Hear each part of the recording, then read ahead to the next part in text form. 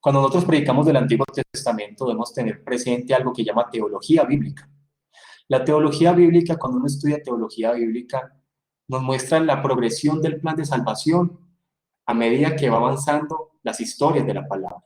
Nosotros no podemos ver la Biblia o el Antiguo Testamento como historias sueltas sin sentido, sino hay que entender que tiene una armonía. Toda la palabra es completa y debemos estudiar la palabra con esa analogía escritural, tanto de Génesis a Apocalipsis. El Dios del Antiguo Testamento no es un Dios diferente del Nuevo, es el mismo Dios y debemos comprenderlo. Por eso la importancia para las personas que le enseñan a niños y adolescentes es que por lo general cuando se enseña a niños y adolescentes se habla mucho del Antiguo Testamento, pero cuando se habla del Antiguo Testamento solamente se enfoca en las historias de David, que qué bueno era Samuel, que qué pilo era José. Y entonces eso realmente es como se predica en las sinagogas, y nosotros no podemos predicar como las sinagogas. Nuestra predicación es una predicación cristocéntrica de un pasaje del Antiguo Testamento, téngalo presente. Nuestra predicación del Antiguo Testamento es una predicación cristocéntrica del pasaje del Antiguo Testamento. Si yo le muestro a las personas, a los niños y adolescentes, historias sin mostrarles a Cristo, no estoy haciendo nada. Estaría predicando solamente moralidad, y la moralidad no salva. Por eso, siempre debemos de predicar de Cristo. Es una predicación cristocéntrica. Es Cristo revelado en el Antiguo Testamento, de muchas otras formas. Lo que nosotros predicamos no son alegorías sueltas, son realidades espirituales del Antiguo Testamento. Y debemos tener presente esto, porque es que la Biblia es una unidad. Debemos entender lo que llamamos la analogía escritural de toda la palabra de Génesis a Apocalipsis, y la salvación en el Antiguo Testamento es igual a la salvación del Nuevo Testamento. La justificación en el Antiguo Testamento es igual a la justificación del Nuevo Testamento. En el Antiguo Testamento también había regeneración, igual que en el Nuevo Testamento. Eso no lo podemos perder de vista. Entonces, cuando nosotros tomamos la historia de Ruth, como lo hemos venido tomando, la historia de Ruth no es una historia bonita de la historia hebrea entre un matrimonio de una extranjera y un judío. Si lo hubiéramos solamente así, estaríamos, hermanos, predicando moralidad y haciendo un estudio histórico del pueblo judío, de qué tan bonito fue cómo un extranjero, un judío se casó con un extranjero. Realmente lo que muestra esa historia es la relación de Cristo con la iglesia, como lo hemos venido hablando, de cómo Booz es un tipo de Cristo, de cómo Booz habla del pariente redentor, de cómo Booz habla de Cristo como redentor. Entonces vamos a centrarnos en eso. Vamos a Ruth capítulo 3. Hoy se llama el matrimonio de levirato o un matrimonio de redención. Vamos a Ruth capítulo 3.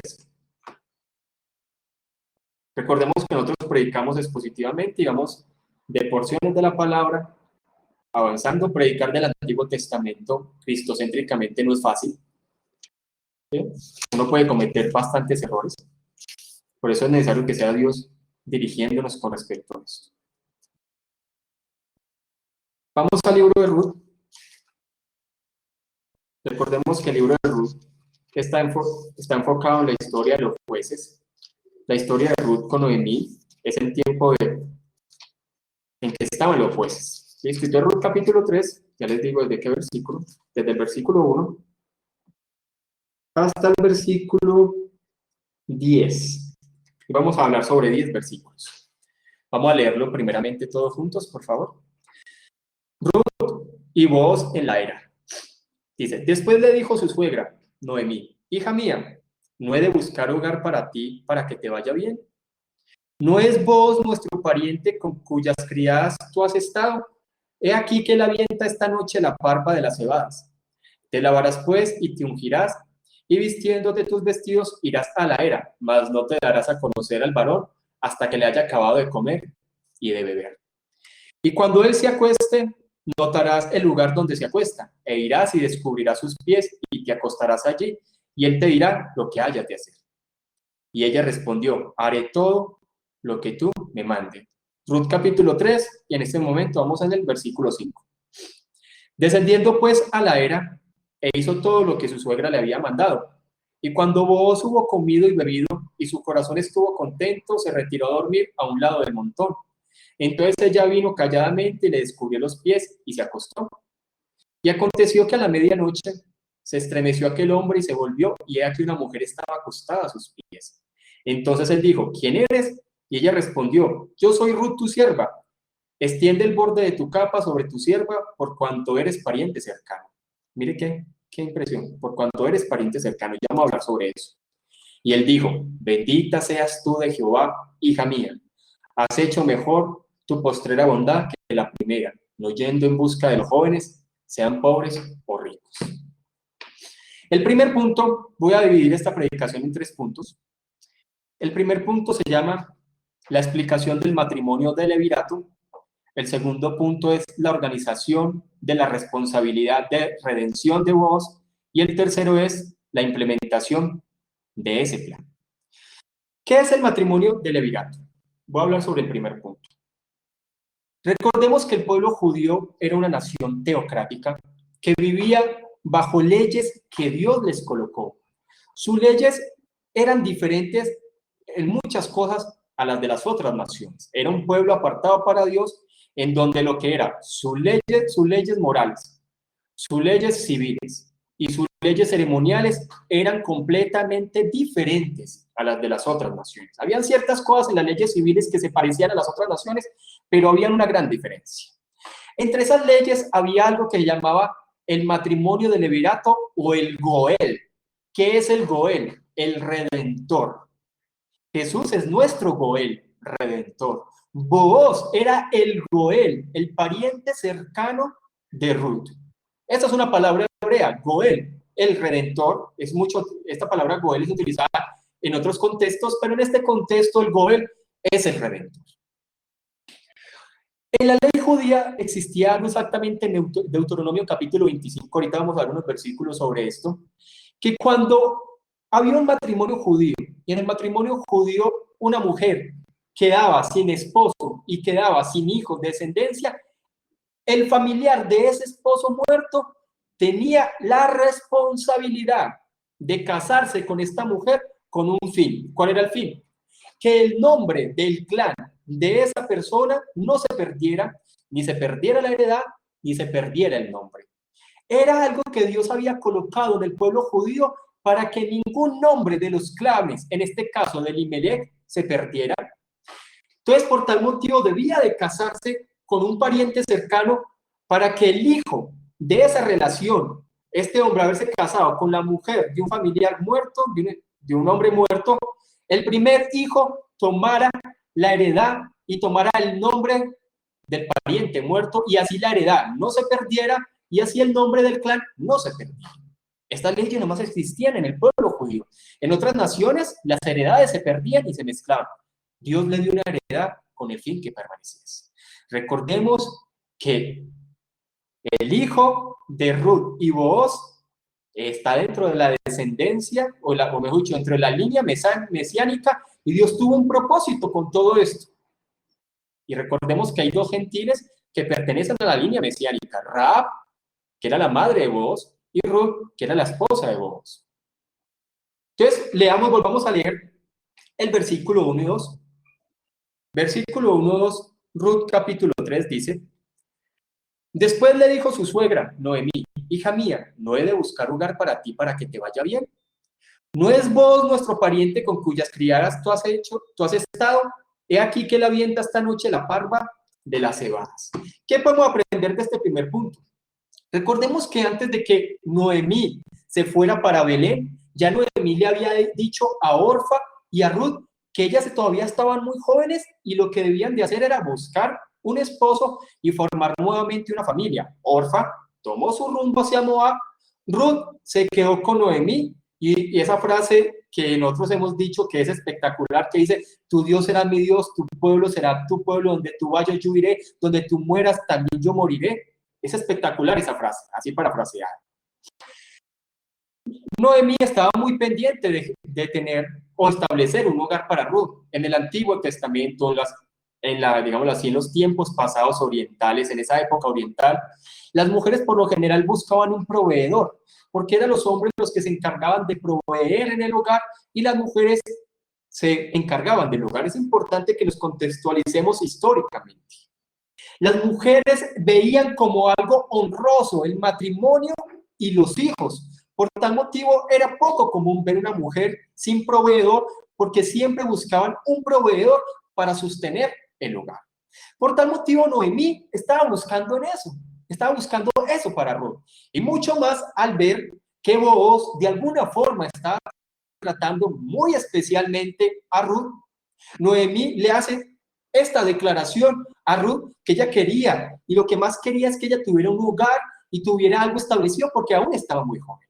No obstante, recordemos que desde que Booz entró en la vida de Ruth, parece como que hay un cambio de la forma, o hay un cambio de la actitud de Noemí. Recordemos que Noemí, en el principio del libro de Ruth, se muestra como amargada, como angustiada, como echándole la culpa a Dios. Pero desde el mismo momento que Booz entró y Noemí era muy conocedora de la palabra, cambió y vemos a Noemí con una actitud completamente diferente. Como lo vimos en la lección pasada, confiado en la palabra y en las promesas de Dios. Por tal motivo, Noemí ya tenía una actitud diferente. Ya era una actitud esperanzada en Dios, porque ella veía que Dios estaba obrando. Dios estaba obrando en esa situación y Dios era fiel a su palabra, y Dios no iba a dejar que un clan, un nombre de una familia se perdiera por causa de no haber redentor. Por tal motivo, una de las esperanzas por las cuales Noemí estaba atenta era que ella sabía que Booz era el pariente cercano. Ella sabía que Booz era quien las podía redimir, era quien podía redimir la heredad de Elimelech. Entonces Noemí pensaba tanto en el matrimonio de Ruth, pero también en la heredad de su familia. Ella sabía que había una responsabilidad por causa de Booz. La pregunta es, ¿por qué Noemí tuvo que hacer todo este plan? Miremos el plan que hizo Noemí. Muchos pensarían que este plan está mal visto, pero ahorita vamos a ver que tiene un significado cultural. ¿Por qué Noemí tuvo que hacer todo este plan? Muchos teólogos creen, primero, era que Booz era una persona ya de avanzada edad. De hecho, al final del versículo, él mismo lo dice: yo soy una persona mayor, ¿cómo tú te vas a fijar en mí? Diciéndole a Ruth. Otro es que Booz sabía que había un pariente más cercano que él. Por tal motivo, pareciera que Booz nunca tomó la iniciativa. No obstante, Noemí se organizó un plan para pedir que él tomara su responsabilidad de redentor, porque estaba en la palabra. Ya que la única forma de conseguir un futuro estable y de conseguir su heredad estaba en Booz como el pariente redentor. Solamente se podía redimir por medio de Booz. La única forma en que ellas podían encontrar redención era por medio de Booz. Ruth se podría haber casado con otros jóvenes de Israel probablemente, a pesar de que era extranjera, pero solamente encontraba redención en Booz. Y eso también es algo interesante, porque ya sabemos que Booz es un tipo de Cristo, y eso también nos da a entender que solamente hay redención en Jesús. Lo hemos hablado en otras lecciones. Para este mundo les gustaría que existieran 1000 formas de salvarnos. Es más, si existieran 1000 formas de salvarnos, la gente no estaría satisfecha y le gustaría que existieran 1001 formas. Pero esto es la ofensa del Evangelio. Solamente hay redención por medio de Cristo Jesús. No hay más. En el mundo no vamos a encontrar redención. En el mundo vamos a encontrar perdición. Otra forma de cristianismo, vamos a encontrar perdición. Solamente hay redención en Cristo Jesús. Y esto es algo providencial. ¿Quién fue el que acercó a Ruth al pueblo judío? ¿Quién fue el que acercó a Ruth a los hijos de Israel? Fue Dios mismo. No fue Ruth por su propia iniciativa. Dios estaba obrando en Ruth. Ruth era una mujer que había nacido de nuevo. Ruth era una mujer que se había convertido. Y vamos a ver que Ruth ahora pasa a ser ciudadana, pasa a ser parte del pueblo judío. Noemí había notado algo en Booz, y Noemí sabía que esto venía de Dios. Dios estaba obrando. ¿De qué forma la trataba?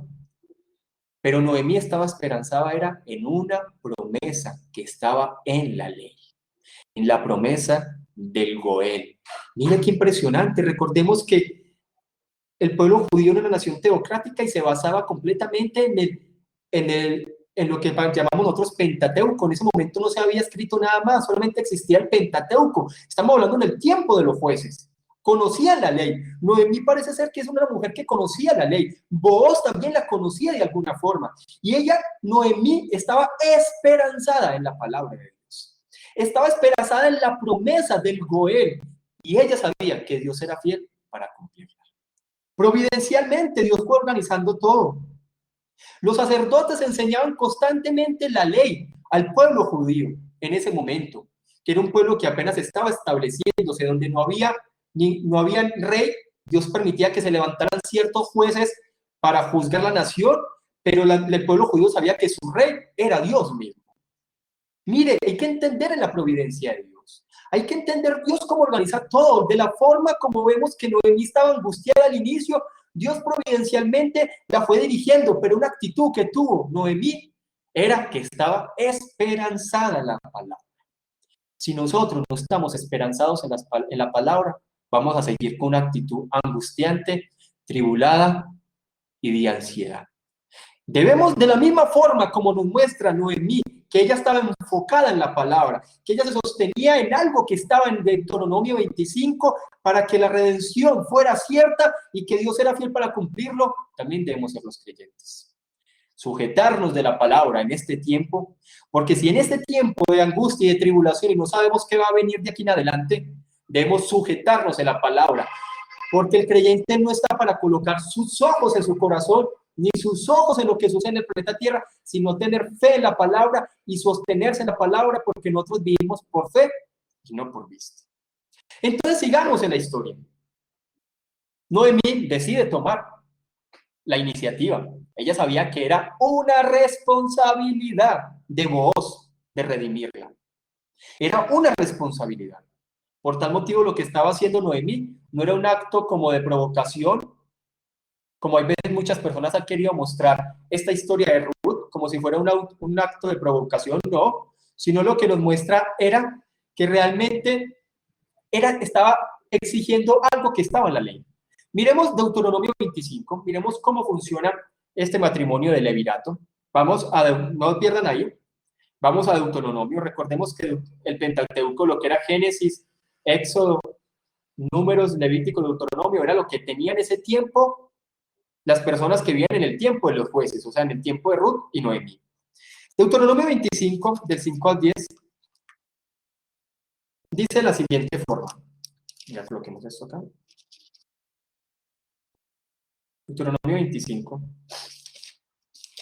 versículos del 5 al 10 dice, aquí es donde se explica lo del Redentor. Dice, cuando hermanos habitaren juntos y muriere alguno de ellos y no tuvieren hijo, recordemos que los dos hijos de Noemí habían muerto, la mujer del muerto no se casará fuera con hombre extraño. Su cuñado se llegará a ella y la tomará por su mujer y hará con ella parentesco. Y el primogénito que ella diera a luz sucederá en el nombre de su hermano muerto, para que el nombre de éste no sea borrado de Israel. Y si el hombre no quisiere tomar a su cuñada, irá entonces su cuñada a la puerta de los ancianos y dirá, mi cuñado no quiere suscitar nombre en Israel a su hermano, no quiere emparentar conmigo. Entonces los ancianos de aquella ciudad lo harán venir y hablarán con él, y si él se levantare y dijere, no quiero tomarla, se acercará entonces su cuñada a él delante de los ancianos y le quitará el calzado de su pie y le escupirá en el rostro y hablará y dirá, así será hecho al varón que no quiere edificar la casa de su hermano.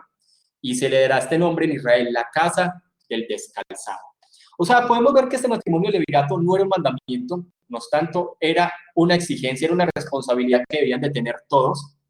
Pero vemos de qué forma la persona que no quisiera tomar la responsabilidad era como un acto de vergüenza en el pueblo judío. Y se le da hasta el punto de que estos actos, que son muy comunes hasta en temas orientales hoy, ustedes ven, por ejemplo, en Turquía, la cosa de tirar zapatos es algo que es común.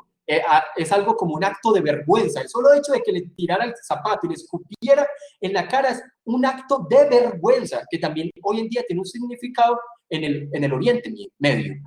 Entonces, cualquier persona que no quisiera tomar la responsabilidad de redimir la heredad de su pariente era visto como una vergüenza.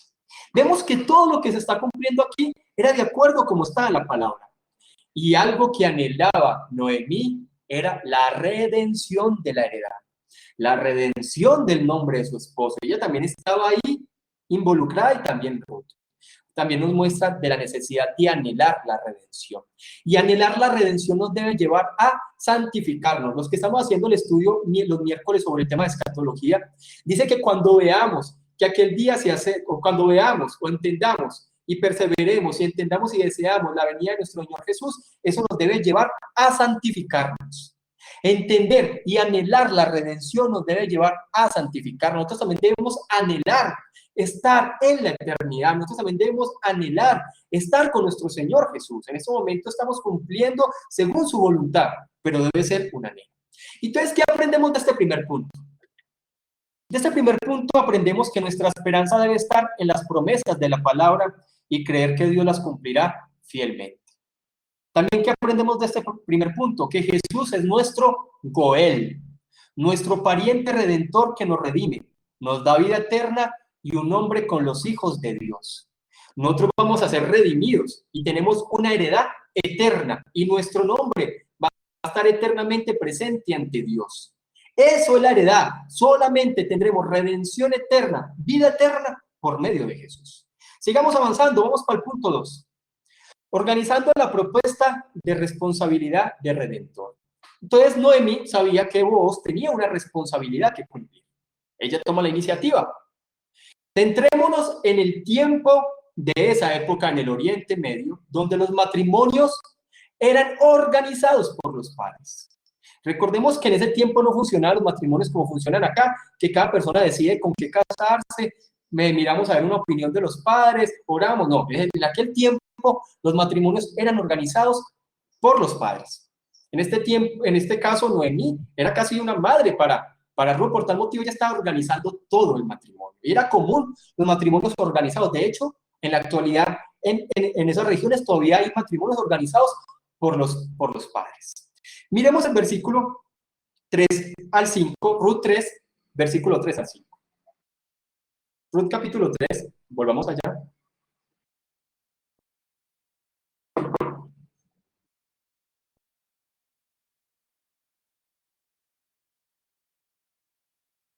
Ruth capítulo 3, versículo 3 al 5. Avancemos, dice. Mire la forma como hay tantas imágenes del Oriente Medio acá. Dice, te lavarás pues y te ungirás, y vistiéndote tus vestidos irás a la era, mas no te darás a conocer al varón hasta que él haya acabado de comer y de beber. Y cuando él se acueste, notarás el lugar donde se acuesta, e irás y descubrirás sus pies, y te acostarás allí, y él te dirá lo que hayas de hacer. Y ella respondió, haré todo lo que tú me mandes. Porque ¿qué es lo que vemos con respecto a esto en Ruth? Ruth era una mujer obediente. Toda esta organización que hace Ruth, que le pide Noemí que haga Ruth, tiene mucha connotación de la cultura hebrea. Le pide que se lave, le pide que se coloque su mejor vestido y le pide que se unja. Es importante entender que muchos teólogos ven y comentaristas del libro de Ruth ven este acto como si fuera casi una preparación para un matrimonio. Muchos lo ven solamente que Ruth se estaba preparando como le preparaban los judíos para una festividad y se estaba colocando lo mejor. Lo que sí podemos notar aquí, sea una o la otra, es que Ruth se estaba preparando para realizar esa propuesta a Booz. Aquí hay algo importante que no podemos dejar pasar por alto. Dice que se lava, se unge y se viste. Estas palabras, así ustedes, así pues digamos no la crean y es así, la palabra lavar tiene un significado muy claro en el Antiguo y en el Nuevo Testamento. De hecho, el lavar no solamente era bañarse, sino que también era algo que significaba para el pueblo judío algo ceremonial de limpiarse de las impurezas. De hecho, en el Nuevo Testamento, cada vez que se habla de limpiarnos de nuestra impureza, siempre habla de lavar. De hecho, nuestro Señor Jesús también utilizó la de lavar los pies de los apóstoles, utilizando el agua como algo que tipificaba el lavarse de los pecados. Aquí sí lo que debemos de notar algo y que quede claro es que Ruth se estaba preparando para encontrarse con su Goel, para encontrarse con su Redentor. Por tal motivo, se lava, se unge, y la parte de ungir también tiene un significado muy especial, y en nuestro tiempo, cada vez que el Nuevo Testamento habla de ungir, está hablando del Espíritu Santo, de la regeneración, de la obra que hace el Espíritu Santo en nosotros, y se viste, y la parte de vestir también tiene algo muy importante en el Nuevo Testamento. Cuando habla de vestir, está hablando de ese nuevo hombre. Por tal motivo, aquí está hablando de una preparación para encontrarse con su Goel, para encontrarse con el Redentor. Y es algo que tiene que ser vital en nosotros. Nosotros nos preparamos para el Señor Jesús. Hay que dejar algo aquí. La salvación no es por obras, es por gracia. La santificación es una consecuencia de esa salvación, pero no es algo pasivo en el creyente. Es algo donde el creyente está involucrado activamente y donde tenemos que estar, como lo vimos esta mañana, estar pendientes, estar velando, estar orando, estar clamando, estarnos negando, estarnos absteniendo. Por tal motivo, nosotros nos tenemos que preparar también para encontrarnos con nuestro Señor. La vida del creyente bíblicamente no se ve como una vida de altibajos, se ve una vida de un crecimiento en santificación, donde vamos pareciéndonos cada vez más a Cristo. Es en esta época donde nos han colocado la idea en la cabeza que la vida del creyente tiene que ser de altibajos. No, ni históricamente, ni bíblicamente, que sí hay una lucha contra la carne y la sangre, pero el creyente tiene que ir madurando, tiene que ir creciendo. El año que pasó es diferente a este año. Yo tengo que estar mayor en santidad en este año que el año pasado. Cada día tiene que ser una progresión constante, que si vienen cosas, tentaciones fuertes, debe ser algo como que me lleva a mi retroceder, pero avanzar. Pero nunca debo dejar de avanzar. Esa idea actual, donde el creyente pareciera que fuera como una bombita emocional, que está bien, está mal, está bien, está mal, es de ahora. Eso nunca se ha enseñado. Esto es de ahora y ya lo vemos como una doctrina. Pero el creyente, claro que tenemos lucha y el creyente puede caer en pecado, sí, pero eso lo va a llevar a crecer y a madurar. Y tenemos que llegar a mortificar el pecado por medio del Espíritu Santo, pero tiene que ser un crecimiento en madurez. Tiene que haber formación del carácter en el creyente. Aquí no venimos, hermano, yo les he dicho, aquí no venimos a llenarlos a ustedes de conocimiento y a volverlos cabezones teológicamente. Aquí venimos a formar carácter también. Y todos tenemos que crecer en carácter. Y un cristiano maduro no es un cristiano que conozca todos los misterios teológicos de la Reforma. No, un cristiano maduro es el que sabe aplicar la palabra y forma carácter en su vida. Aquí habla de una preparación y habla de limpiarse, ungirse y cambiarse los vestidos. No podemos dejar por alto eso, tiene una realidad espiritual muy clara. Ruth se estaba preparando para encontrarse con su Redentor. Este acto he visto como un acto de provocación, como sensual, ¿no es así? Tiene un significado histórico muy claro. Y lo vamos a ver, ya que es algo que debemos mirar esta sumisión.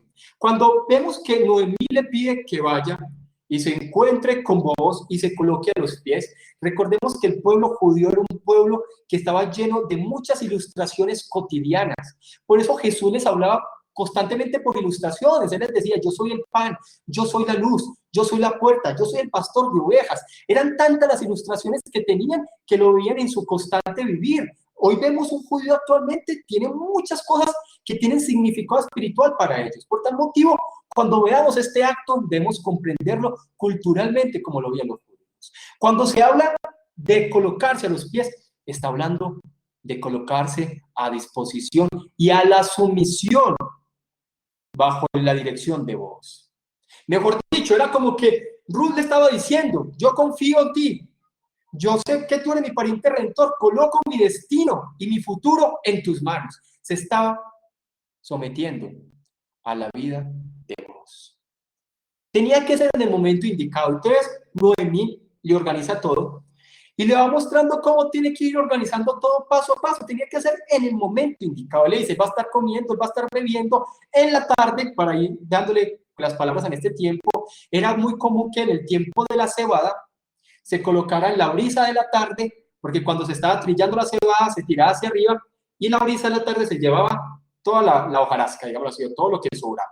Entonces Noemí le dijo a Ruth, padre, pásame en el tiempo de la tarde, casi para anochecer, después va a comer, va a beber algo, y como ellos lo que hacían, aquí le estoy dando algo cultural, en ese tiempo, por lo general, el patrón trabajaba conjuntamente con los otros, y el patrón se encargaba también de trabajar con ellos, y cuando todo se colocaba en un montíbulo, comían, bebían y se acostaban alrededor del montíbulo para guardarlo de los ladrones. Entonces, centrémonos en la situación como está sucediendo en este momento. Entonces, Noemí le dijo a Ruth: cuando ya hayan trillado, cuando ya hayan comido, cuando ya hayan bebido, cuando ya se esté oscureciendo y él se vaya a dormir al lado del montíbulo, o sea, al lado de lo que habían trillado, él se va a acostar y usted se va a ir a acostar a los pies de Booz.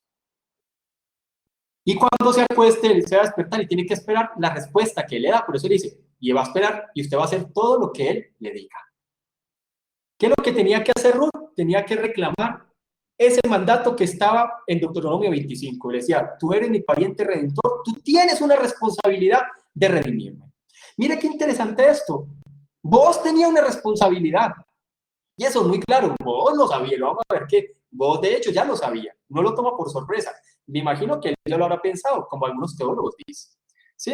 Entonces vemos cómo de alguna forma Noemí sigue clamando y confiando en la promesa y creyendo que Dios va a ser fiel. Mire la responsabilidad, mire qué interesante esta parte, porque la responsabilidad, aquí no podemos ver que Ruth le está exigiendo y que nosotros podemos exigirle a nuestro Dios cumpla, no, no, no. Dios, cuando entra en pacto con la humanidad, él sabe que se está responsabilizando de ciertas cosas. Hoy pareciera que la teología pactual se está perdiendo, hasta los reformados actualmente. O sea, no se tiene una comprensión clara de la teología pactual histórica. Uno escucha comentarios y como que uno se está desconociendo la teología pactual histórica o la teología como lo veían los bautistas en 1689 y se están centrando más en una teología pactual nueva que lleva poco tiempo. Pero hay que entender algo acá, es que Dios se comunicaba,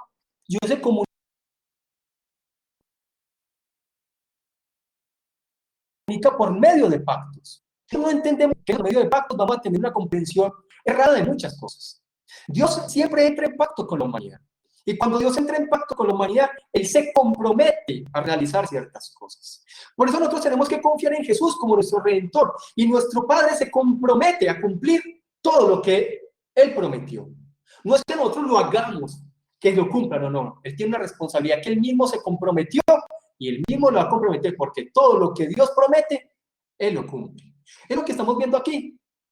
Todo lo que Jesús prometió como nuestro Redentor no va a ser en vano, va a ser seguro. Va a ser seguro. Nosotros vamos a tener una herencia eterna. Nosotros vamos a tener un cuerpo glorificado. Nosotros vamos a tener una eternidad con nuestro Señor. Nuestro Señor cumple y Él, nuestro Señor, coloca el pacto y nosotros cumplimos. Y lo que dice Emerson es muy cierto. Los pactos bíblicos son unilaterales. Por lo general, los tratos que nosotros hacemos en este tiempo son bilaterales. Pero bíblicamente los pactos son unilaterales. Él los coloca y sus siervos los cumplimos. Por eso el pacto que se hace, dice que este pacto se parece mucho al pacto hitita antiguo. Recordemos que los reyes hititas hacían un pacto donde ellos lo que hacían era colocar un pacto a los reyes inferiores y los reyes inferiores tenían que cumplir ese pacto tal como el rey lo había dispuesto. Así es el pacto. Él dispuso un pacto, no unilateralmente nosotros tenemos que vivir para ese pacto, pero él se comprometió a cumplir todo lo que está ahí. Y el pacto siempre, tanto en el Nuevo como en el Antiguo, tiene promesas y tiene demandas. Esa idea actual hoy en día que el Nuevo Testamento no tiene demandas, yo no sé de dónde salió, pero siempre los pactos tienen promesas y tienen demandas. Solamente que ahora es que Dios nos da el querer como el hacer, y las demandas es el propio obrando del Espíritu Santo en nosotros para cumplir las demandas que Dios hace. Sigamos. Y entonces ella tenía que esperar la respuesta de vos. ¿Qué entendemos nosotros acá de este segundo punto? Debemos estar esperanzados en las promesas de Dios porque Él garantizó que Él es fiel para cumplirlas. Y también debemos comprender esto. Como iglesia debemos prepararnos para el encuentro de nuestro Señor. Es una preparación. No crea, hermano, que nosotros no debemos de preocuparnos por nuestra santificación y por nuestra devoción. Debemos preocuparnos. Debemos preocuparnos, ¿sí? Y debemos avanzar en el cristianismo. Debemos avanzar en carácter.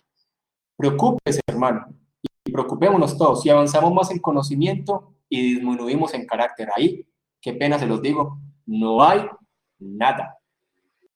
No hay nada.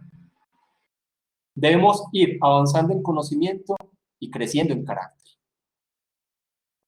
Porque si avanzamos en conocimiento y crecemos en carácter, eso se llama santurronería. Y eso era lo que vivían los judíos. Debemos crecer en conocimiento y avanzar en carácter. Tercer punto, implementando la propuesta de responsabilidad del Redentor. Entonces, Ruth tenía que hacer todo lo que Noemí le había dicho. Me imagino que tendría temor, igual lo iba a hacer tal cual. Ella siempre había estado aprendiendo. Recordemos que Ruth era una mujer que estaba perteneciendo al pueblo de pacto. Vemos de qué forma Ruth tenía un entendimiento también del Dios de Israel. Noemí de muchas formas le había hablado de la palabra de Dios. Y vemos que en esta ocasión también ella le estaba hablando de una ley que se llamaba ley del levirato, y vos tenía la responsabilidad de redimirla. Miremos del versículo 6 al 10. Vamos a Ruth capítulo 3, los últimos versículos, del versículo del 6 al 10. Ruth capítulo 3, versículo 6 al 10. Dice así: descendió pues a la era, y escuchen, e hizo todo lo que su suegra le había mandado. Y cuando vos hubo comido y bebido, y su corazón estuvo contento, se retiró a dormir a un lado del montón. Entonces ella vino calladamente y la descubrió los pies y se acostó. Y aconteció que a la medianoche se estremeció aquel hombre y se volvió, y aquí una mujer estaba acostada a sus pies. Entonces él dijo: ¿quién eres? Y ella respondió: yo soy Ruth, tu sierva. Extiende el borde de tu capa sobre tu sierva, por cuanto eres pariente cercano.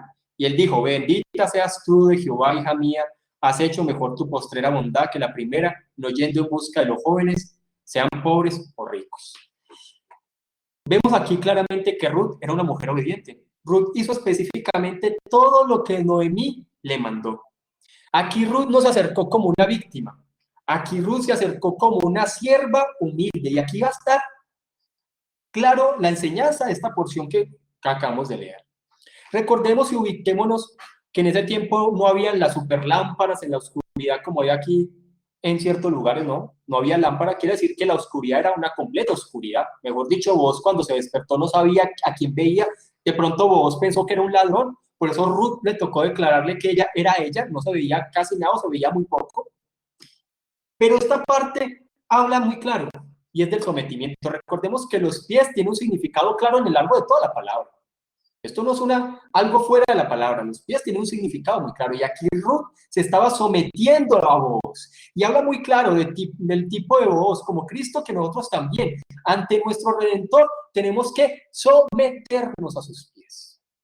Venir a sus pies. Es un sometimiento. Esa imagen tipificaba eso, porque mire que más adelante Ruth le da la connotación, el significado. Esa imagen que estaba haciendo y ella al acostarse a sus pies, estaba declarando que ella estaba sumisa a todo lo que él quisiera hacer con respecto a su futuro. No es una provocación sensual ni nada de eso. No, es algo simbólico en los tiempos hebreos. Y nosotros también, ante nuestro Redentor, debemos someternos. Y el sometimiento ante nuestro Señor no es un sometimiento donde yo quedo con alguna dependencia. Antes, la vida cristiana es de cada vez morir a nuestra autodependencia. Escuchen esto. Nosotros somos esclavos de Cristo. Alguien podría decir: no, pero ¿cómo así si nuestro Señor es amor? Y el único que quiere es que vivamos para Él libremente, porque esa es la enseñanza hoy en día, libremente, y que decidamos por Él. Nosotros somos esclavos de Cristo, hermanos. Así como en la antigüedad un esclavo no tenía ni dirección de su futuro, ni de su vida, ni de su familia, ni de sus sueños, porque nosotros nos hacemos creer que nosotros sí tenemos alguna dependencia de parte de Dios. Nosotros somos esclavos de nuestro Señor. Y sus sueños y sus planes son mejores que los nuestros. Hay veces creemos que nuestros planes son mejores que los de Dios, que nuestros proyectos son mejores de los de Dios. ¿Y sabe qué actitud es esa? Esa es una actitud donde yo mismo me voy a entender que yo soy independiente y que no me gusta depender de Dios. Yo antes quiero es que Dios dependa y que yo le diga: Señor, estos son mis planes, bendícelos. Dios no actúa así, hermanos. Nosotros tenemos que doblegarnos ante nuestro Señor. Y Él nos dirige nuestras vidas. Y si tenemos planes y proyectos, se los tenemos que mostrar a Él.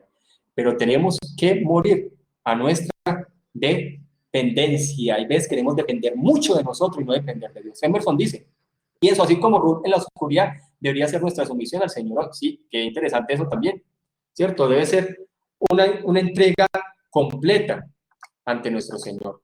Y eso es lo que quiere mostrar ahí. Entonces, miremos algo, vamos a Efesios 1, 13 al 14.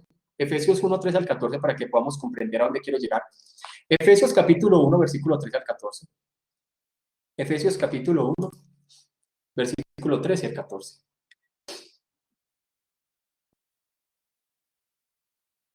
Dice, en él también vosotros, habiendo oído la palabra de verdad, el evangelio de vuestra salvación, y habiendo creído en él, fuiste sellados con el Espíritu Santo de la promesa, que es las arras de nuestra herencia, hasta la redención de la posesión adquirida para la alabanza de su gloria.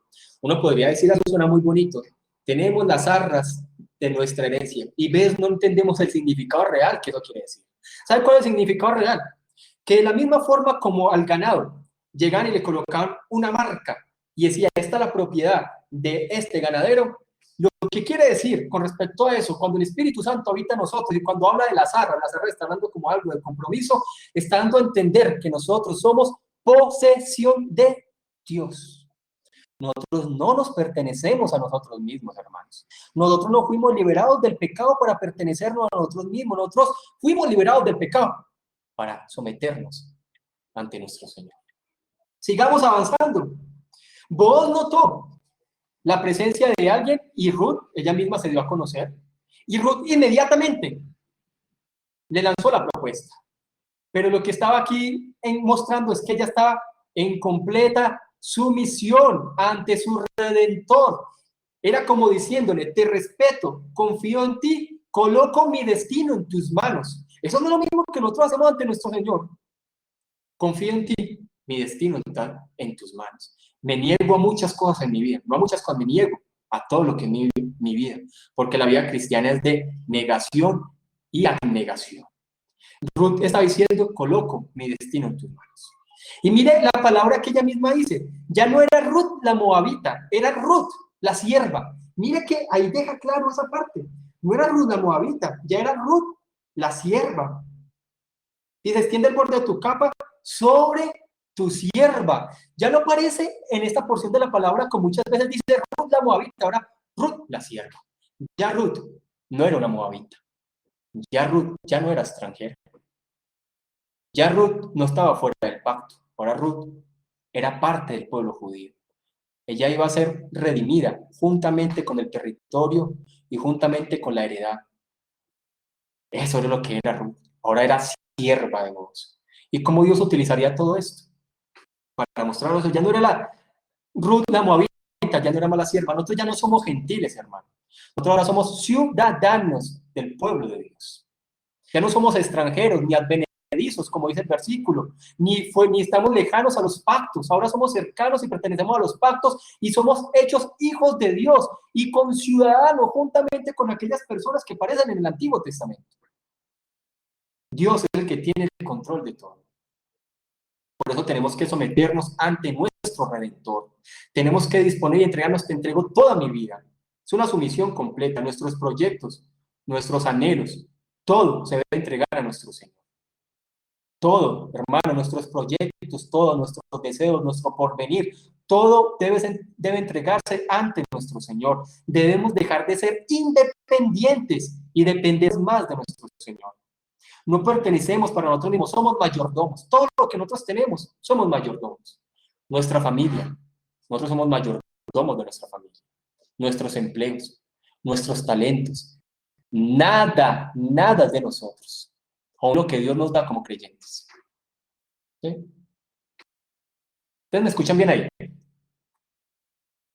Yo veo como que se está deteniendo. ¿Me escuchan bien ahí? Listo. Y si ustedes vemos cómo Ruth declara, y Ruth termina con esto, extiende tu capa porque tú eres mi pariente redentor. Esta parte de extender tu capa, esta sí que es importante que la tengamos presente.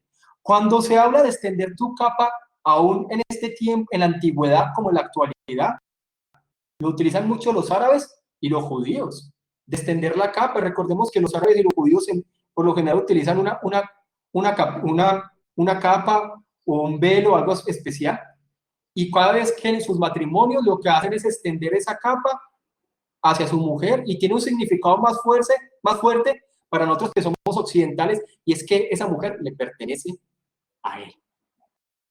Recordemos que los judíos también utilizan su talit. Recordemos que los judíos, la cosita que colocan acá, que tiene rayas azules, se llama talit. En los matrimonios ellos también extienden el borde de su talit, dando a entender que esa mujer con la que se van a casar va a estar bajo su protección. Aún hasta el libro de Ezequiel nos muestra esa imagen. Miremos Ezequiel capítulo 16, versículo 8. Ezequiel capítulo 16, versículo 8.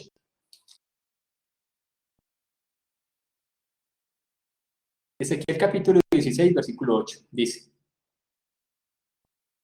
y pasé yo otra vez junto a ti y te miré, y he aquí que tu tiempo era tiempo de amores. Y extendí mi manto sobre ti y cubrí tu desnudez. Y te di juramento y entre pacto contigo, dice Jehová el Señor, y fuiste mía. Eso es muy claro, o sea, estaba Ruth entrando bajo su protección, estaba Ruth entrando bajo el cuidado de Booz. Él iba a ser su pariente redentor, él iba a entrar y cubrir, ya no sería más alguien desamparado, sino que vendría a ser parte de su familia. Y eso también es muy claro para nosotros, hermanos. Tiene que ser claro, muy claro, y la imagen es muy clara y no se puede dejar pasar por claro.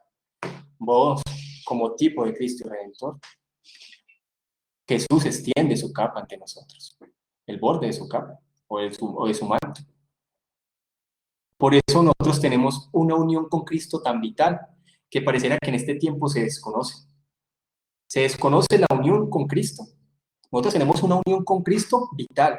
A.W. Pink hace bastantes años, como 80 o 100 años, A.W. Pink, al hablar de la unión con Cristo, él mismo decía, estamos en un tiempo donde se desconoce la unión con Cristo. Y yo digo que en este tiempo también. Y ve, la unión con Cristo es solamente una decisión y ya, eso tiene una connotación más profunda.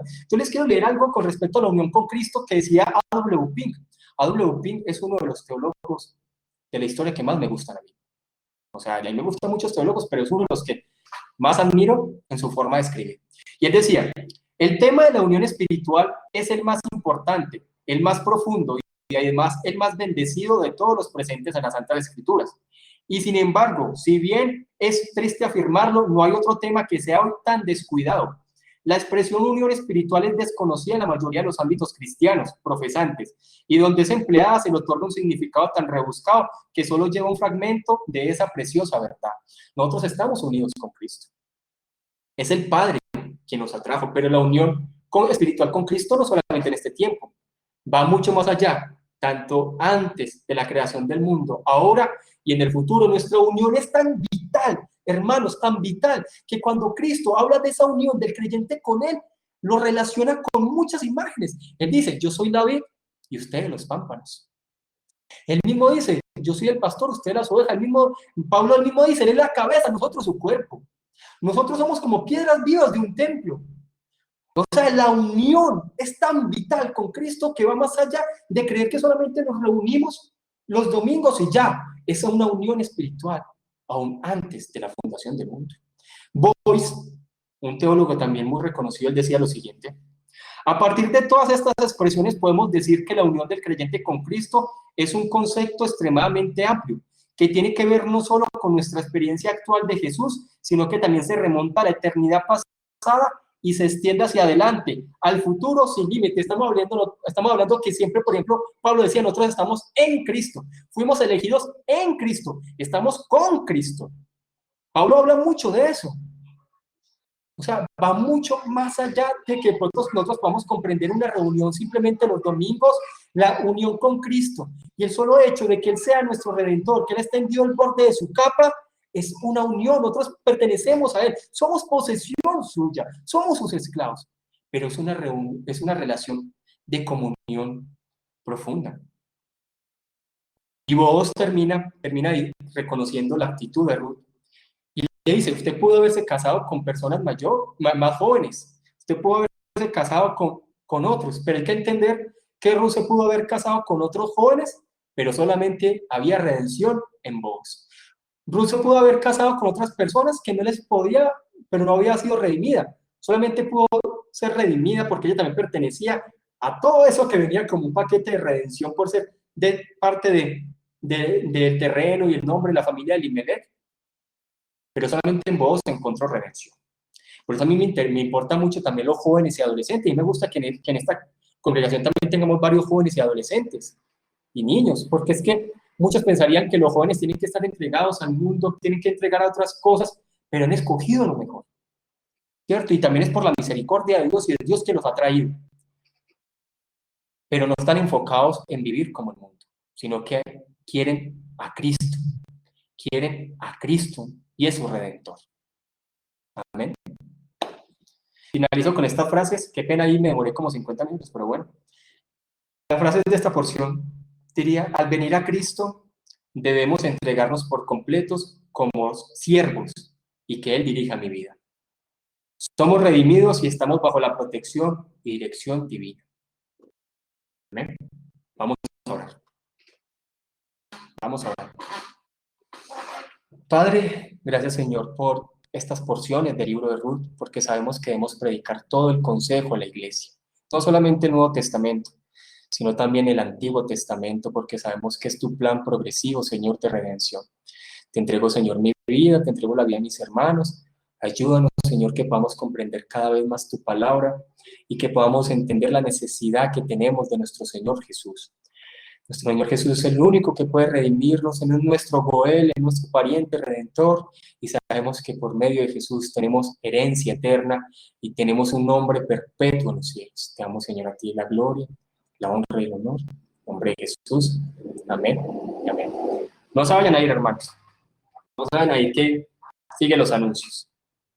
No se vayan a ir, que sigue los anuncios. Vamos ahí. Recordemos los días del Señor, el día del Señor. Tengamos presente siempre la escuela dominical a las 10 y el servicio de adoración a las 11. Si lo estamos haciendo virtual, oremos para que en algún momento nos podamos reunir presencialmente. Pues por ahí dijeron que iban a pasar bastantes meses hasta que se pudieran volver a tener reuniones sociales y que estar orando. Recordemos los estudios bíblicos. Los miércoles estamos hablando sobre temas de escatología. Este miércoles vamos a profundizar sobre Apocalipsis. Lo vamos a ver desde dentro de las tres posiciones históricas: el amilenialismo, el premilenialismo y el postmilenialismo. Vamos a ir estudiando así. Lo vamos a estudiar los miércoles porque cuando veamos Apocalipsis los domingos, lo vamos a predicar también de otra forma, ¿cierto? Pero este estudio vamos a estudiar estos tres, estudiando Apocalipsis desde estas tres posiciones escatológicas. Los jueves estamos teniendo el estudio romanos, que hay con otros hermanos de otras ciudades y países también. Tengamos presente también, hermanos, la reunión de oración. Hay que estar orando bastante. Gracias por los que apoyaban en estos días la oración que organizó también mi esposita. Estamos teniendo una reunión de oración los primeros domingos de cada mes a las 9:30. Estamos orando media horita. También les voy a traer otro tipo de oración en la semana. Es necesario orar, no solamente palabra, hay que orar. No olvidemos de invitar personas nuevas, a pesar de que estamos de forma virtual, todavía podemos invitar personas nuevas. Hay muchas personas que están en sus hogares que es necesario evangelizarles por medio de las redes sociales, y hay muchas personas que están dispuestas también a escuchar la palabra. ¿Sí? Recordemos también, si ustedes quieren apoyar este ministerio, yo sé la situación que se está pasando, si ustedes quieren apoyar monetariamente este ministerio de muchas otras formas, pues hablan conmigo, ¿cierto? Por el chat. Bueno, hermanos, Dios los bendiga. Los bendiga, gracias por estar todos aquí. Bendiciones para todos, que tengan un feliz semanita, termine este domingo bien. Ya yo tengo la grabación.